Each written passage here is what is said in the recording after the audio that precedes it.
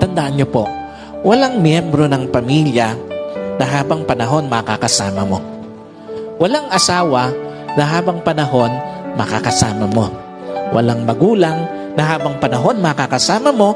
Walang anak na habang panahon makakasama mo. And at the same time, wala din namang kapatid na habang panahon makakasama mo. Meron lang itinakdang panahon ang Diyos para makasama sila sa buhay mo. Meron lang itinakdang panahon ng Diyos para ma-enjoy mo yung mga panahon na makakasama sila. Bawat panahong kasama ang pamilya, pahiram ng Diyos.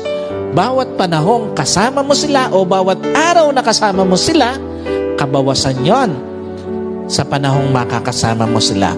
At bawat sandali na lilipas, palapit ng palapit yon sa pagtatapos ng pahiram na panahon sa iyo ng Diyos. Kaya hindi dapat sinasayang panahon para sa pamilya, lalo na sa pagtataniman ng sama ng loob, lalo na sa pagkakait ng pagpapatawad, at lalong-lalo na sa paggagawa ng yaman.